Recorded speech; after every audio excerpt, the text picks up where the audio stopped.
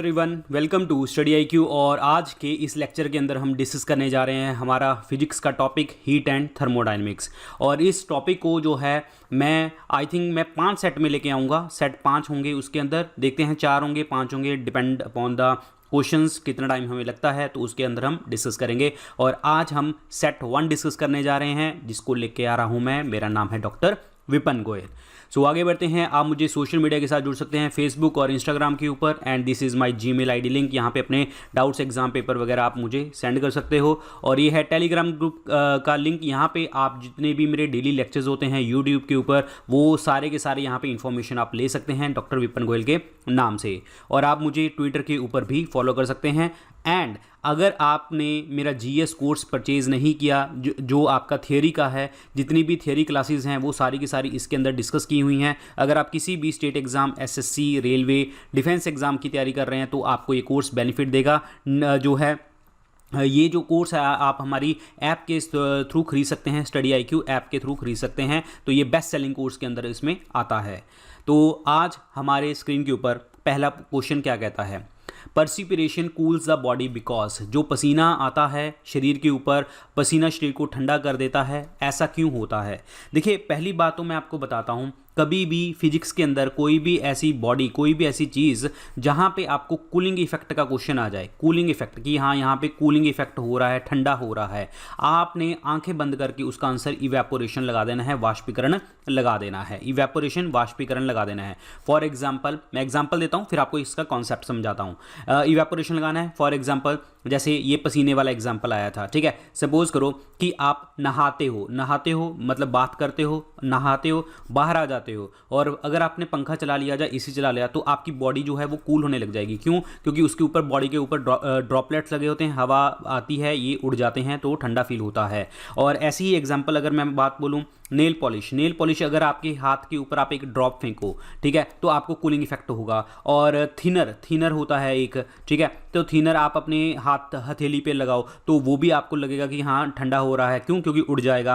Alcohol को अगर आप बॉडी के ऊपर लगाते हो, जो हाथ पे लगाते हो, तो वो भी उड़ जाती है, तो भी ठंडा महसूस होता है। एसीटोन लगाते हो, अल्कोहल वगैरह एसीटोन लगाते हो तो भी आपको ठंडा इफेक्ट मिलता है। ये सबके रीज़न क्या होते हैं? इवेपोरेशन। अगेन एक और चीज़ मैं बताता हूँ कि जो आपका वाटर पॉट होता है, जैसे आपका घड़ा होता है, यानी कि घड़ा होता है, मिट्टी का घड़ा होता है, उसमें पानी ठंडा हो जाता है, अगेन उसका भी आंसर क्या है? इवेपोरेशन है। मतलब बहुत सारे कॉन्सेप्ट आते हैं जहाँ पे कूलिंग इफेक्ट का क्वेश्चन आता है तो आंसर सीधा आपका इवेपोरेशन आ जाएगा। तो यहाँ पे जहाँ पे ऑप्शन इवेपोरेशन दिखेगा वो आप टिक कर देंगे, यानी कि इवेपोरेशन रिक्वायर्स लेटेंट हीट। अब बात क्या है कि जो स्वेट होता है ये हमारी बॉडी को कूल कैसे करता है? क्योंकि जो आपकी बॉडी के ऊपर मॉइस्चर होता है, बॉडी के ऊपर जो मॉइस्चर होता है उसको आपकी जो उसको कूल डाउन कर देता है। जैसे कि आपकी स्किन कूल होने लग जाती है, ठंडा महसूस करती है। ये एक्चुअली रीज़न क्या है कि ये हमारी बॉडी के ऊपर जो हीट होती है उसको इवेपोरेट करवा देता है, और जिसके कारण जो है आपको ठंडक महसूस देखने को आपको मिलती है। सिर्फ और सिर्फ आंसर क्या बनेगा? इवेपोरेशन। जब भी कूलिंग इफेक्ट का क्वेश्चन आएगा आंसर आंखें बंद करके इवेपोरेशन लगा देना।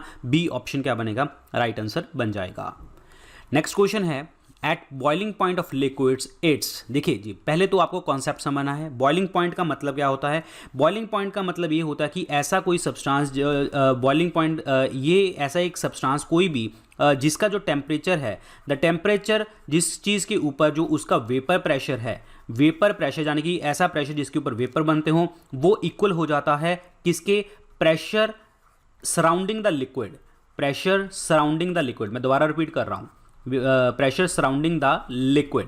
और या फिर किसके बराबर हो जाता है? Liquid changes to vapour. Liquid changes to vapour. मैं आपको रिपीट कर रहा हूं, दोबारा से समझाता हूं क्या मतलब है इसका।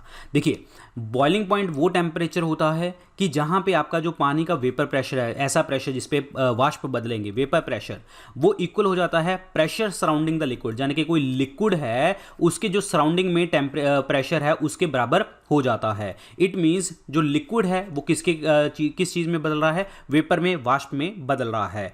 अब जो बॉइलिंग पॉइंट है लिक्विड का वो वेरी करता है। इन्वायरमेंट जो आपका आपका इन्वायरमेंट का प्रेशर होता है उसके ऊपर वेरी करता है कि हाँ उसका सराउंडिंग प्रेशर क्या आता है। लाइक फॉर एग्जांपल अगर मैं कहूँ कि अगर कोई पानी की बॉटल है, ठीक है, या गिलास है, वो हाफ भरा हुआ है, यानी कि आधा खाली है और आधा भरा हुआ है, ठीक है, तो इसका मतलब इसका क्या होगा, लोअर बॉइलिंग पॉइंट होगा, लोअर बॉइलिंग पॉइंट होगा। वाई लोअर बॉइलिंग पॉइंट होगा, क्योंकि ये लोअर बॉइलिंग पॉइंट होगा then when the liquid is at atmospheric pressure, यानी कि इसके एटमॉस्फेरिक प्रेशर से जो है इसका जो है बॉइलिंग पॉइंट कम देखने को मिलेगा। सेम एग्जांपल अगर हम बात करें कि लिक्विड का प्रेशर जो होगा वो हाई होगा, बॉइलिंग पॉइंट भी हाई होगा जब वो लिक्विड जो होगा एटमॉस्फेरिक प्रेशर के बराबर होगा। कहने का मतलब ये है कि जब लिक्विड का एटमॉस्फेरिक प्रेशर कम होगा तो लोअर बॉइलिंग पॉइंट होगा, जिसका एटमॉस्फेरिक प्रेशर ज़्यादा होगा उसका बॉइलिंग पॉइंट भी ज़्यादा होगा। तभी तो हमने बात बोली है कि बॉइलिंग पॉइंट क्या होता है, vapour pressure is equal to pressure surrounding the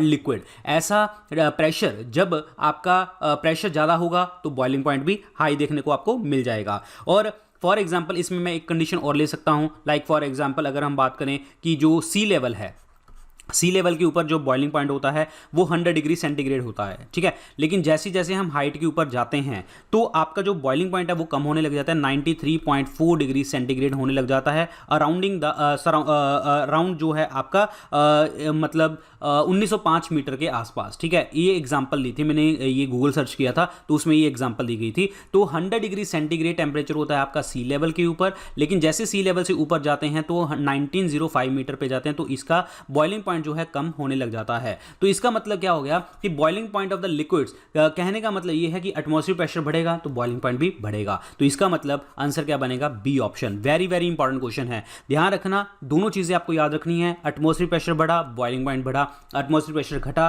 तो बॉइलिंग पॉइंट घटा। बॉइलिंग पॉइंट होता क्या है, ऐसा टेम्परेचर जब वेपर प्रेशर जो है प्रेशर के बराबर हो जाता है। लोअर बॉइलिंग पॉइंट किस टाइम होगा, जब एटमॉस्फेरिक प्रेशर कम होगा। हाई बॉइलिंग पॉइंट कब होगा, जब आपका जो सराउंडिंग इन्वायरमेंट प्रेशर है वो ज़्यादा होगा। हाई तो हाई, लो तो लो, तो आंसर इज बी ऑप्शन, ध्यान रखना। और बॉइलिंग पॉइंट कितना है, 100 डिग्री सेंटीग्रेड। नेक्स्ट है direction of heat flows depends on.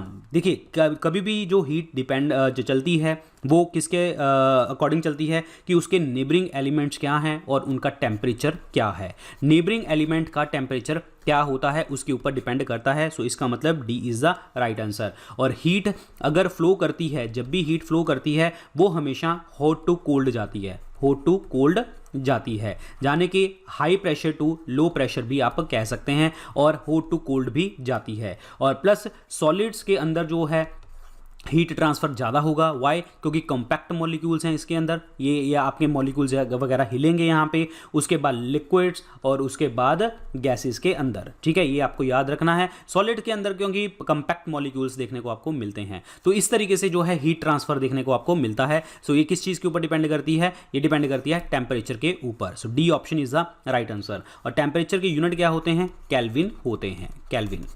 तो answer is D. Therm is the unit of, therm जो होता है ये किसकी इकाई है, किसका यूनिट होता है। थर्म जो यूनिट होता है ये होता है हीट का, यानी कि गर्मी का। और बी ऑप्शन क्या बनेगा, राइट आंसर बनेगा। जैसे पावर लिखा गया है, पावर की यूनिट क्या होती हैं, वॉट होती हैं, वॉट।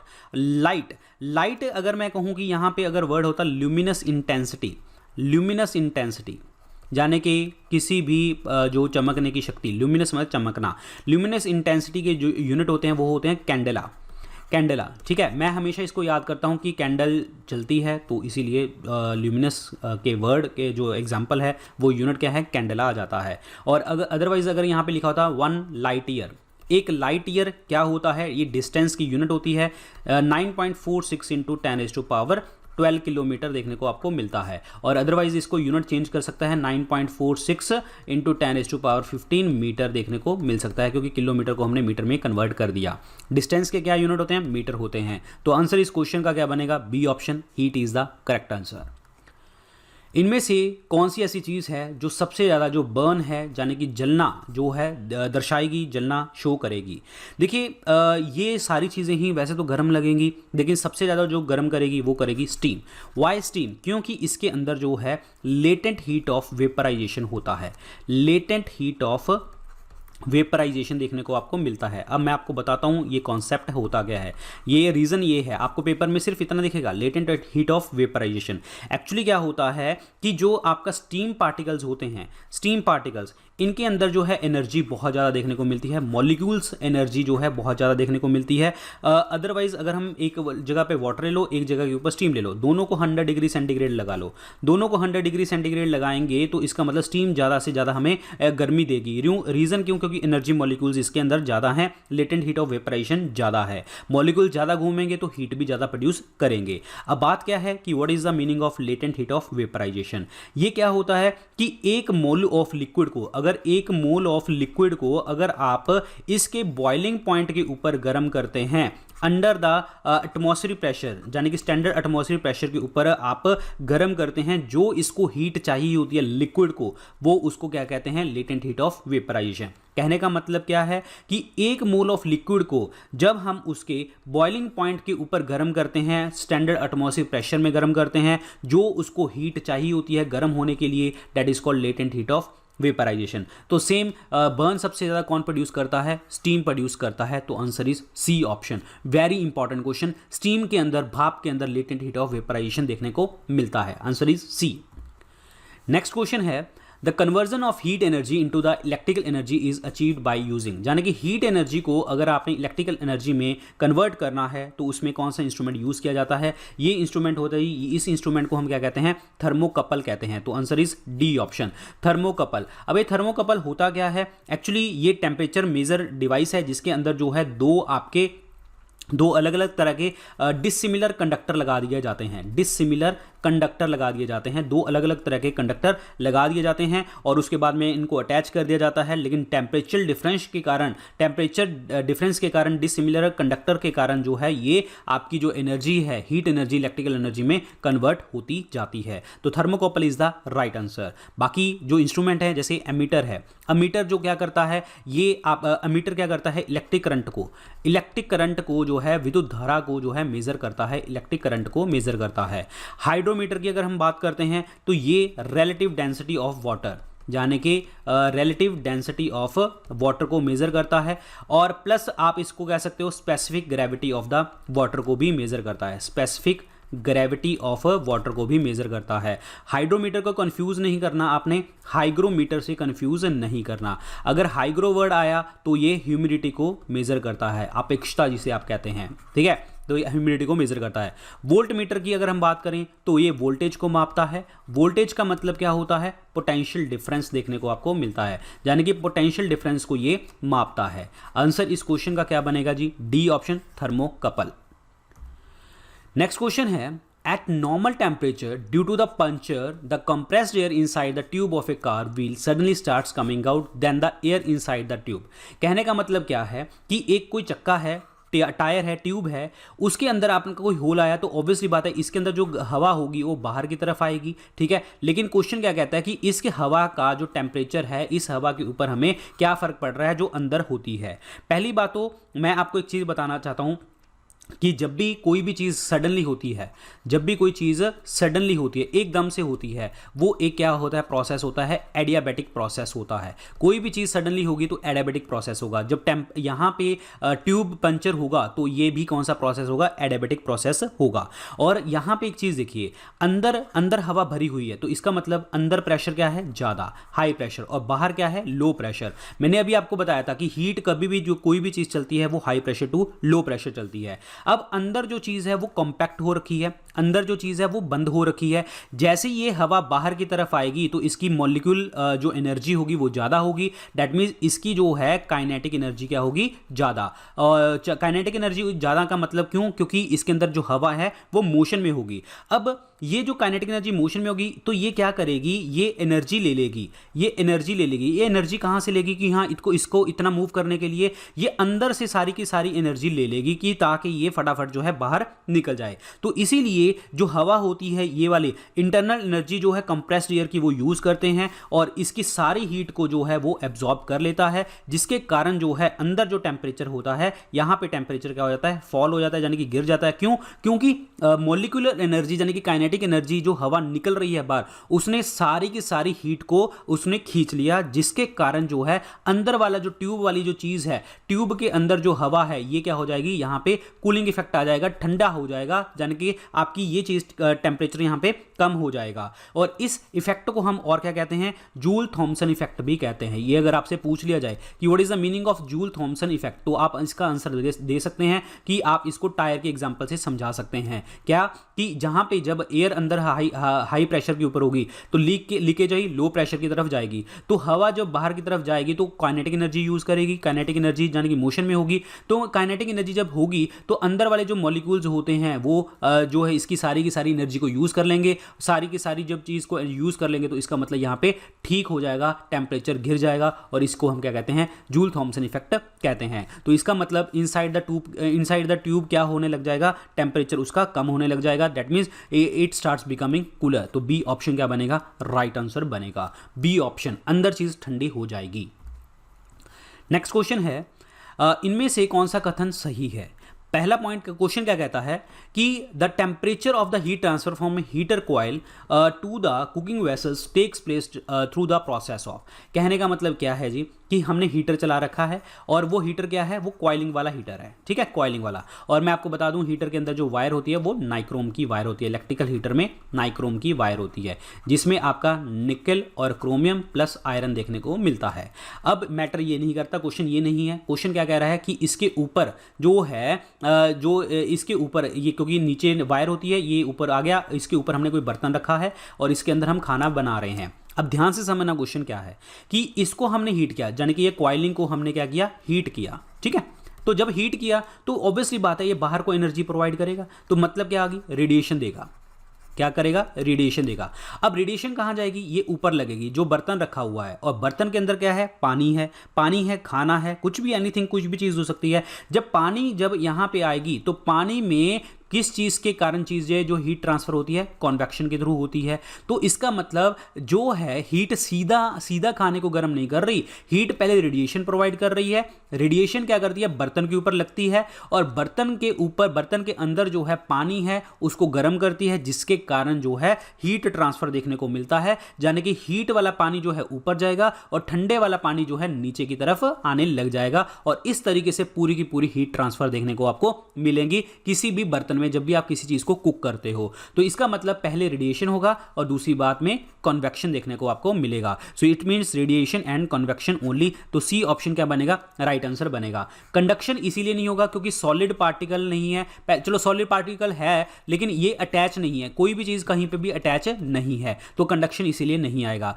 तो आंसर इस क्वेश्चन का C option is the right answer. Next question है, लिक्विड को अगर हम देखें इनिशियली कॉन्ट्रैक्ट करता है जब इसको हम कूल डाउन करते हैं 4 डिग्री सेंटीग्रेड के ऊपर, बट जैसे ही हम इसको फर्दर कूल डाउन करते हैं 0 डिग्री सेंटीग्रेड के ऊपर ये एक्सपैंड होने लग जाता है। ऐसे लिक्विड को हम क्या कहते हैं, ये प्रॉपर्टी होती है वाटर की। ये एक्चुअली प्रॉपर्टी ही क्वेश्चन बना रखा है इन्होंने वाटर का। अब मैं आपको एक चीज बताता हूं, देखिए वाटर की जो डेंसिटी होती है, वाटर की जो डेंसिटी होती है वो मैक्सिमम कहां पे होती है, 4 डिग्री सेंटीग्रेड के ऊपर देखने को मिलती है। डेंसिटी किसके बराबर होती है, मास अपॉन वॉल्यूम। जब डेंसिटी मैक्सिमम होगी तो इसका मतलब क्या हो गया, वॉल्यूम आपका कम होगा। ये भी आपको ध्यान रखना है, ये हमेशा किस टेम्परेचर के ऊपर जाएगा, 4 डिग्री के ऊपर। अब अगर मैं कॉन्सेप्ट लगाऊं कि अगर आइस है, कोई आइस है, अब इसको मैं हीट कर रहा हूं, आइस जो फ्रीजिंग पॉइंट है वो 0 डिग्री है। अब 0 डिग्री से मैं इसको 4 डिग्री की तरफ लेके जा रहा हूं, तो जब 0 से 4 डिग्री लेके जाएंगे तो ये क्या होने लग जाएगा, कॉन्ट्रैक्ट होने लग जाएगा। इसका मतलब क्या है कि जो वाटर मॉलिक्यूल है अंदर वो क्या है, क्लोजली अटैच है वो, ठीक है। और वाटर जो है उसका वॉल्यूम क्या हो जाएगा, कम हो जाएगा। रीजन, क्योंकि आपको पता है, देखिए मैंने भी आपको बताया था density is equal to mass upon volume. अब वॉल्यूम जो है आपका 4 डिग्री सेंटीग्रेड के ऊपर आके कम हो जाएगा, तो इसका मतलब क्या होगा, डेंसिटी यहां पे क्या हो जाएगी, बढ़ जाएगी। और अगर हम 4 डिग्री से ऊपर जाते हैं तो गर्म करते हैं तो वाटर क्या होने लग जाएगा, एक्सपैंड होने लग जाएगा। 4 डिग्री के ऊपर जाने से वाटर एक्सपैंड होने लग जाएगा जैसे दूसरे लिक्विड्स गर्म होते हैं। तो इसको आपने याद रखना है कि ये प्रॉपर्टी किसकी है, ये वाटर की प्रॉपर्टी है। Clear, answer is B option. Next है the 4 stroke petrol engine is based on. 4 stroke petrol engine जो है वो किस चीज़ के ऊपर बेस है, ये आपको याद रखना है क्योंकि इस साइकिल को हम क्या कहते हैं, ऑटो साइकिल कहते हैं। सो बी ऑप्शन क्या बनेगा, राइट आंसर बनेगा। अब ये ऑटो साइकिल है क्या, एक्चुअली हमारे जो 4 स्ट्रोक होता है 4 स्ट्रोक है और हर पावर स्ट्रोक जो होती है एक हर चीज़ के लिए अलग होती है। हर स्ट्रोक के लिए पावर स्ट्रोक जो है अलग होती है। अब ये जो एक्चुअली पावर स्ट्रोक का मतलब क्या होता है कि इग्निशन टेम्परेचर जो होता है वो हर चीज़ के लिए अलग होता है। क्यों, क्योंकि उसमें आपको हेल्प कौन करता है, ये स्पार्क प्लग हेल्प करता है। जैसे ये इंजन जो है स्पार्क प्लग को यूज़ करते हैं, ये क्या करते हैं, इग्निशन टेम्परेचर जो होता है कंबशन फ्यूल का उसको अपने टेम्परेचर के अकॉर्डिंग, उसको अपने इग्निशन टेम्परेचर के अकॉर्डिंग सेट कर लेते हैं, इसीलिए उसको हम पावर स्ट्रोक के नाम से जानते हैं। 4 पावर स्ट्रोक होते हैं और हर स्ट्रोक की पावर अलग देखने को आपको मिलती है और इसीलिए जितने भी कार्स, बाइक्स, ट्रक्स वगैरह होते हैं वो 4 स्ट्रोक इंजन होते हैं। इग्निशन टेम्परेचर हर जगह के ऊपर अलग होता है, वो डिपेंड किसके ऊपर करता है, स्पार्क प्लग के ऊपर डिपेंड करता है। यही आपका एक ऑटो साइकिल है और यही आपका 4 स्ट्रोक पेट्रोल इंजन का जो है प्रॉपर्टी है। तो answer is B option, auto cycle. This is very important question, ध्यान रखना, हर चीज को ध्यान से समझना है क्योंकि ये क्वेश्चन आपने कभी देखे नहीं होंगे, इसी कारण मैं आपको बार बार कह रहा हूं ध्यान से आराम से समझना इन चीजों को। Next, the cooling by a desert cooler is based on.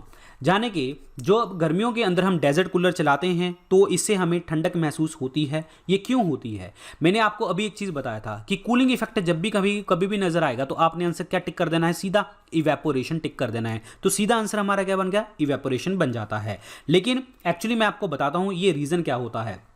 Desert cooler जो है ये किस प्रिंसिपल के ऊपर काम करते हैं, जब अनसैचुरेटेड एयर जो होती है, अनसैचुरेटेड एयर जो होती है ये किसके साथ, अनसैचुरेटेड एयर जो कांटेक्ट में आती है वाटर के साथ, ठीक है, अनसैचुरेटेड एयर जब कांटेक्ट में आती है वाटर के साथ तो वाटर क्या हो जाता है, इवेपोरेट होने लग जाता है, जाने के वाष्प में बदलने लग जाता है। अब मैं आपको पहले तो एक चीज बताऊंगा कि अनसैचुरेटेड एयर का मतलब क्या होता है। अनसैचुरेटेड एयर का मतलब होता है कि इसके अंदर very less amount of water vapour है, ये very less amount of water vapour देखने को आपको मिलते हैं अनसैचुरेटेड एयर में, तभी वो कांटेक्ट में आ रहा है पानी के और बाद में वो क्या होता जा रहा है, इवेपोरेट होता जा रहा है। और इस कंटेंट के अकॉर्डिंग जब ये सारी चीजें चलती हैं तो जो मॉइस्चर होता है, मॉइस्चर जो कंटेंट होता है एयर के अंदर वो क्या होने लग जाता है, बढ़ने लग जाता है। मॉइस्चर कंटेंट जो है हवा में बढ़ने लग जाता है जिसके कारण जो होता है टेम्परेचर डिक्रीज होने लग जाता है। रिपीट कर रहा हूं मैं, अनसैचुरेटेड एयर कांटेक्ट में आती है वाटर के,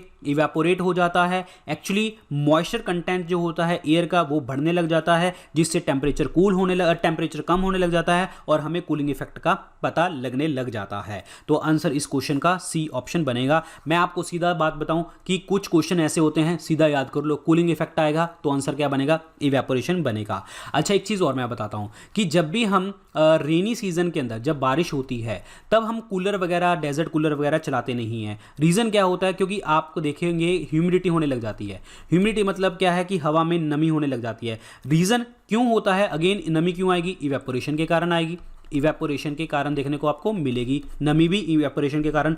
क्यों, क्योंकि जो है एयर जो आती है रेन के जब साथ में अटैच होती है वो पूरी तरह से कंप्लीटली सैचुरेट नहीं हो पाती। जैसे जैसे रेन बढ़ती जाएगी वैसे वैसे ह्यूमिडिटी भी बढ़ती जाएगी और पूरा का पूरा कॉन्स्टेंटली जो है हवा के अंदर नमी आती जाएगी और हमें गर्मी महसूस होने लग जाएगी, चिपचिपाहट जी महसूस होने लग जाती है। अगेन उसका भी रीजन क्या है, इवेपोरेशन आता है। Clear, answer is C option, evaporation cooling. Cryogenic engines is related to, cryogenic engines, देखिए मैं आपको बताता हूँ, इंजन्स बोल रहा हूँ, साइंस बोल रहा है। चलो मैंने क्रायोजेनिक इंजन्स वर्ड भी यूज़ कर दिया, कुछ भी वर्ड यूज़ कर दिया। क्रायो वर्ड का मतलब हमेशा क्या होता है, लो टेम्परेचर होता है।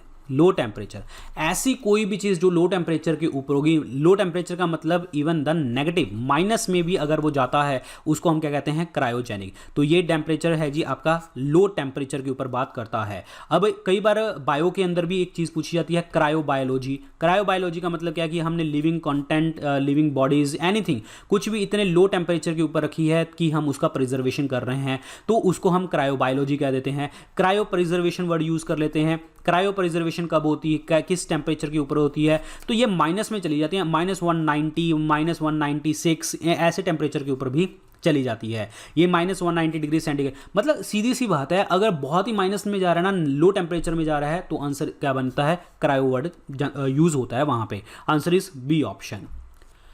Speed of light with the rise in temperature of the medium, उसका क्या इफेक्ट पड़ता है। पहली बात तो स्पीड ऑफ लाइट क्या होती है, 3 × 10⁵ किलोमीटर पर सेकंड होती है। मैंने यहाँ पे यूनिट क्या यूज़ किया, किलोमीटर। अगर मैं इसको मीटर पर सेकंड में करूँ, 3 × 10⁸ मीटर पर सेकंड इसके यूनिट बन जाते हैं।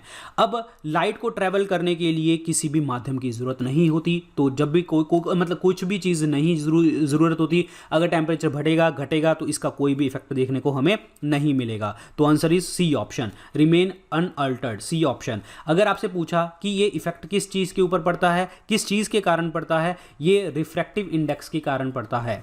रिफ्रैक्टिव इंडेक्स के कारण जो है लाइट के ऊपर इफेक्ट देखने को आपको मिल सकता है। वो भी डिपेंड किसके ऊपर करेगा कि हाँ जो लाइट है वो किस मीडियम से, किस पाथ से, किस चीज़ से वो निकल के गुजर रही है, तो वो रिफ्रैक्टिव इंडेक्स के ऊपर डिपेंड करेगी। बट टेम्परेचर का कुछ अभी लेना देना नहीं है, तो answer is C option.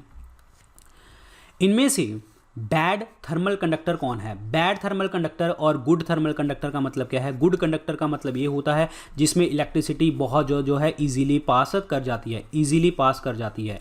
But जो बैड कंडक्टर का मतलब होता है कि यहाँ पे इजीली पास नहीं करती। तो इजीली पास ना करने का मतलब वो क्या होगा, इंसुलेटर की तरह वो रोल प्ले करेगा। अब यहाँ पे जो एल्यूमिनियम है, कॉपर है, सिल्वर है, ये सारे क्या हैं, ये मेटल्स हैं, good conductor of heat and electricity हैं, गुड कंडक्टर हैं। तो इसका मतलब ग्लास क्या बन जाएगा, आपका ऑप्शन सही बन जाएगा। तो आंसर इज ग्लास। ग्लास क्या है, आपका इंसुलेटर होता है जिसमें कोई भी आपका हीट जो है ट्रांसफर देखने को हमें नहीं मिलती। ग्लास हो गया, वुड हो गया, लकड़ी हो जाती है, प्लास्टिक हो गया, so they are the excellent जो हैं इंसुलेटर्स होते हैं, they are not the good conductors, जिसमें आपका जो इलेक्ट्रॉन्स हैं वो इजीली पास नहीं करते। तो answer is C option.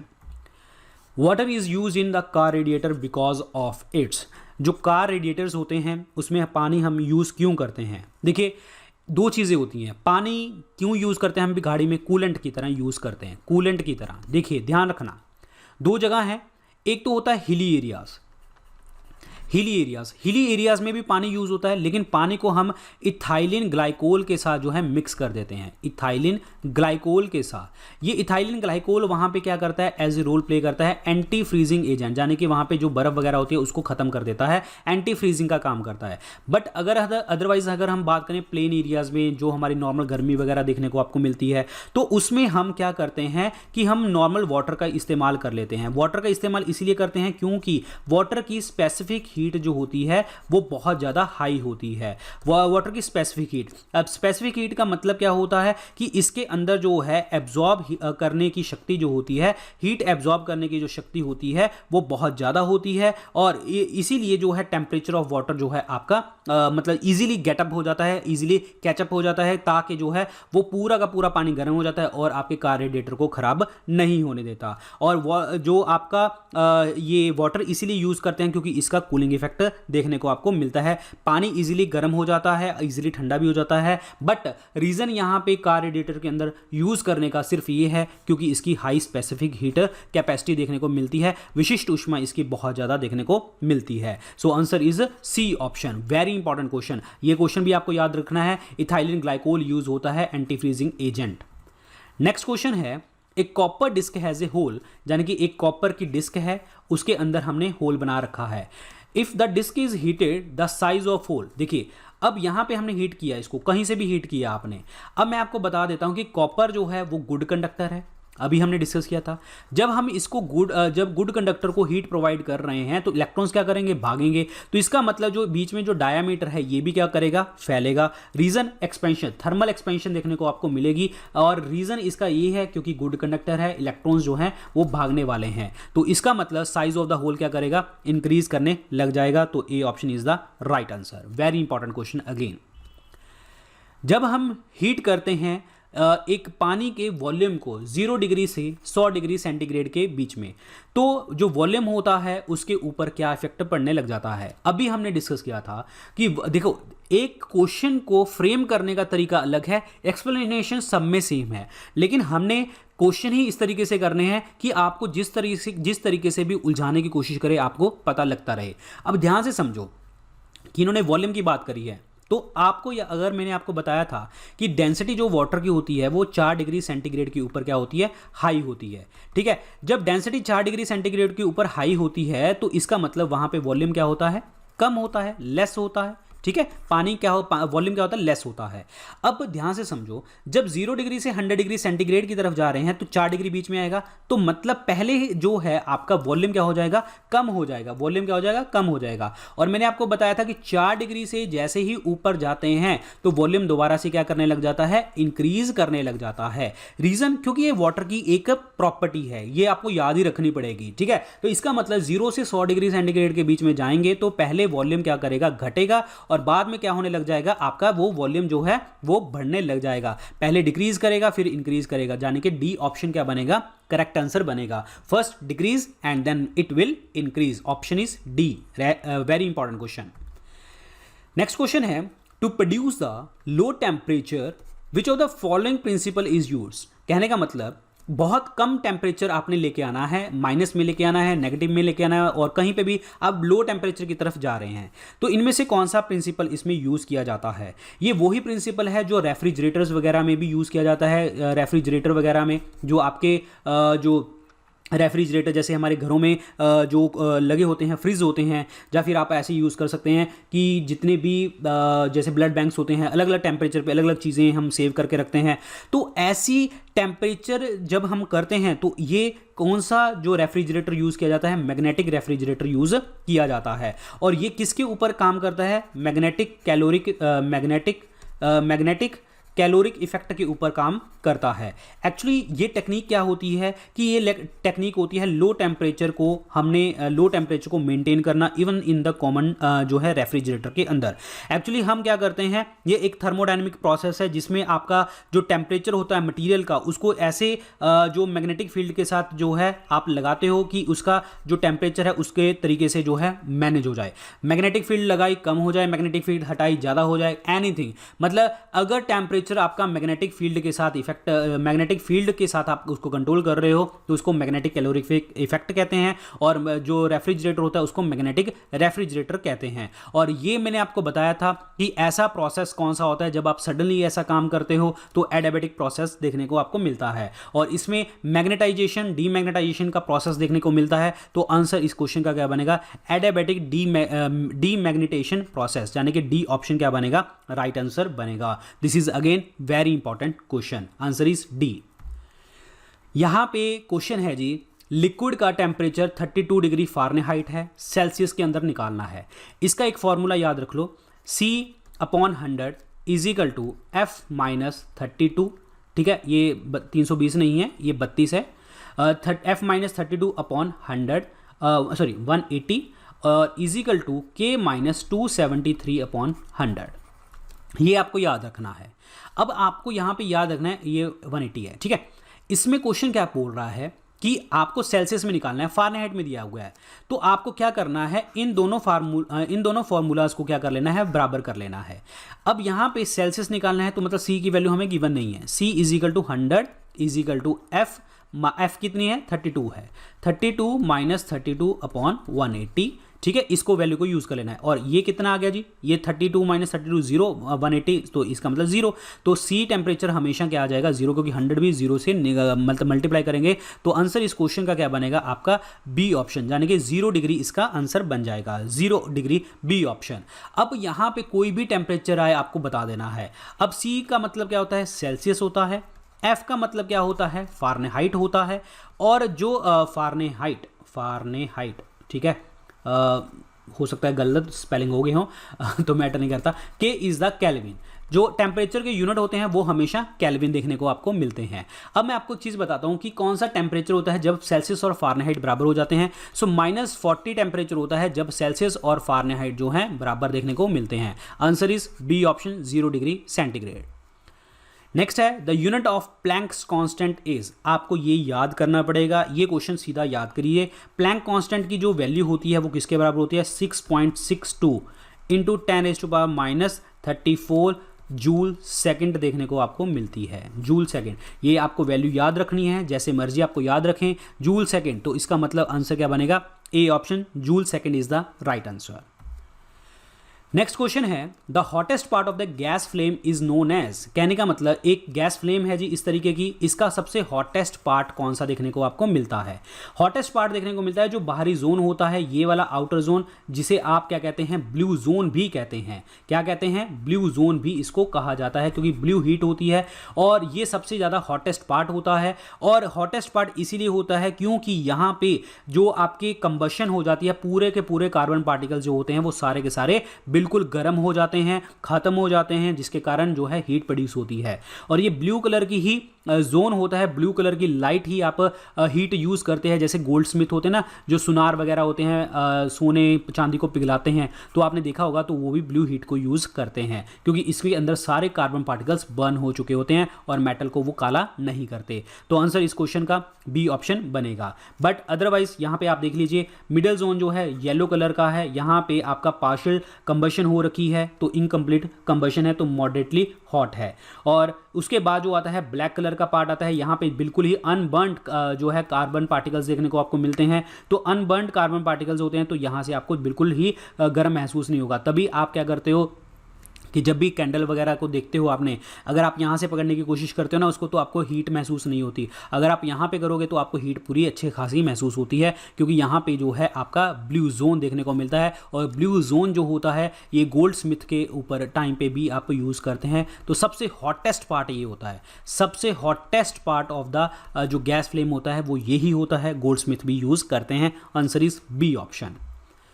Temperature of the distance luminous body can be determined by. जो चमकदार बॉडीज़ होती हैं, पिंड होते हैं, उनकी जो टेम्परेचर होता है वो किसके द्वारा मेज़र किया जाता है। पहली बात तो मैं एक चीज़ बताना चाहता हूँ कि कोई भी चीज़ अगर चमकती है वो उसके टेम्परेचर के कारण, क्योंकि उसके अंदर जो है रिएक्शंस चल रही होती हैं। और जो टेम्परेचर होता है ये ल्यूमिनस बॉडी का, स्टार्स का, हम कैसे मेज़र करते हैं, ये हम मेज़र करते हैं आपके पायरोमीटर से। Pyrometer, so pyrometer is a instrument जो आपके स्टार्स वगैरह का भी टेम्परेचर मेज़र करता है, डिस्टेंस बॉडी का। और अगर बात करी जाए सन की, सन का टेम्परेचर भी यही मेज़र करता है, और सन के लिए पायरोमीटर भी ऑप्शन आ जाता है। और अदरवाइज पायर हीलियोमीटर भी पेपर में देखने को आपको मिलता है। पायर हीलियोमीटर, हीलियो वर्ड से ही आपको याद रख लेना है। हीलियो मतलब, हीलियो हमेशा सन के लिए यूज़ होता है, क्योंकि सन जो सन स्टार है और star made up of hydrogen, और हाइड्रोजन मिलके क्या बनाते हैं, हीलियम बनाते हैं। तो इसीलिए हमने हीलियो वर्ड यहाँ पे यूज़ किया गया है। और इसकी एनर्जी का रीज़न भी यही होता है, जिसको आप न्यूक्लियर फ्यूज़न के नाम से भी आप जानते हैं, नाभिकीय संलयन के नाम से भी आप इनको जानते हैं। तो ये आपको याद रखना है। तो answer is C option. Mercury thermometer अगर हम यूज़ देखते हैं तो आपने जो हमारे टेम्परेचर मेज़र करने के लिए मरकरी वगैरह यूज़ करी जाती है, और ये इसीलिए क्योंकि ये लिक्विड होती है रूम टेम्परेचर के ऊपर, तो इसी कारण जो है आप मरकरी थर्मोमीटर यूज़ करते हैं। और हीट से ये जो है टेम्परेचर वगैरह पता कर लेते हैं, क्योंकि मेटल है तो इसके अंदर टेम्परेचर जो है फटाफट चलता रहता है, लेकिन लिक्विड है, ये आपको ध्यान रखना है। तो आंसर इस क्वेश्चन का क्या बनेगा, सी ऑप्शन बनेगा, that is pyrometer.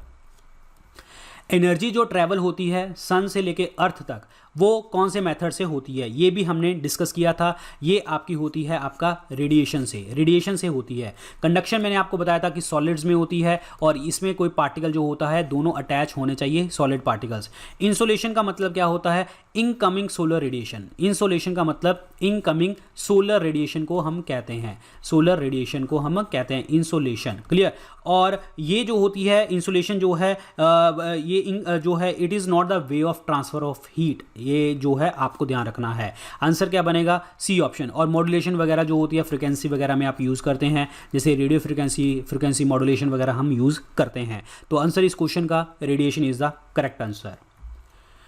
Heat of reaction doesn't depend upon, heat of reaction doesn't depend on, किस चीज़ के ऊपर रिएक्ट नहीं करता? देखिए मैं आपको एक चीज़ बताता हूँ, एक वर्ड होता है इंथैल्पी, एक वर्ड होता है इंथैल्पी, ठीक है।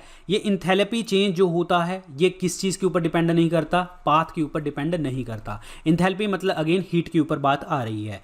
ये किस चीज़ के ऊपर, जब पाथ के ऊपर डिपेंड नहीं करता, ये किस चीज़ के ऊपर डिपेंड करता है कि भाई तुम्हारी इनिशियल वैल्यू क्या थी, हमें तो इनिशियल से मतलब है, और या फिर हमें फाइनल वैल्यू से मतलब है, फाइनल वैल्यू कितनी आई है उससे मतलब है। रास्ते में क्या हो रहा है क्या नहीं हो रहा वो हमें मैटर नहीं करता, हमें तो इनिशियल और फाइनल वैल्यू से पता करना है, ठीक है। लेकिन एक चीज़ मैं आपको और बताता हूँ, ये इंथैल्पी चेंज होता है, जो इंथैल्पी चेंज होती है वो भी पाथ के ऊपर डिपेंड नहीं करती, वो हमेशा डिपेंड करती है इनिशियल वैल्यू और फाइनल वैल्यू के ऊपर। एक लॉ बताता हूँ आपको, आप याद रखिए, हेस लॉ।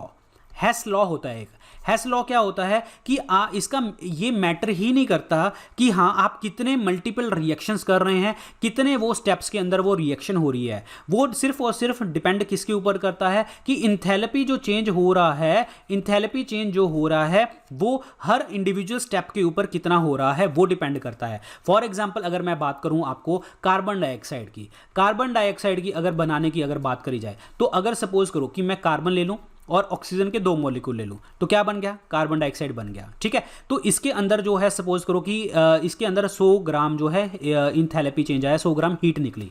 और अब मैंने क्या किया, सी से पहले मैंने ओ को कंबाइन किया, कार्बन मोनोऑक्साइड बनाया, फिर मैंने दोबारा से ऑक्सीजन को यूज किया, ये भी क्या बनाया? कार्बन डाइऑक्साइड बनाया।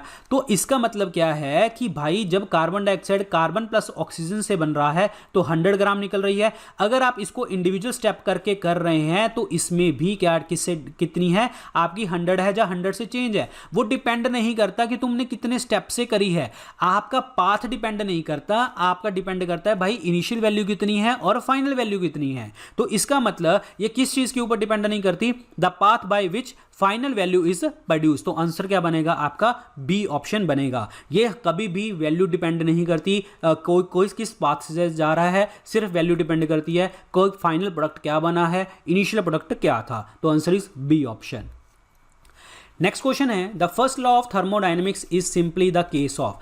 जो थर्मोडायनेमिक्स का पहला लॉ है ये क्या होता है? इसको हम कहते हैं एनर्जी कंजर्वेशन लॉ भी कहते हैं, the law of the conservation of energy भी कहते हैं। इसका मतलब क्या होता है फर्स्ट लॉ ऑफ थर्मोडायनेमिक्स का? कि जो एनर्जी होती है वो ना तो क्रिएट करी जाती है, ना ही डिस्ट्रॉय करी जाती है, ना क्रिएट करी जाती है ना डिस्ट्रॉय करी जाती है, वो हमेशा one form to another form change होती रहती है, जिसको हम क्या कहते हैं? The law of the conservation of energy कहते हैं। सो बी ऑप्शन क्या बनेगा? राइट आंसर बनेगा। बाकी यहां पे एक चीज और बताता हूं चार्ल्स लॉ के बारे में, कि यहां पे चार्ल्स लॉ क्या कहता है कि जो वॉल्यूम होता है किसी भी एक आइडल गैस का, वो किसके डायरेक्टली प्रोपोर्शनल होता है? ये वो टेम्परेचर के, एब्सोल्यूट टेम्परेचर के डायरेक्टली प्रोपोर्शनल होता है अंडर द कांस्टेंट प्रेशर।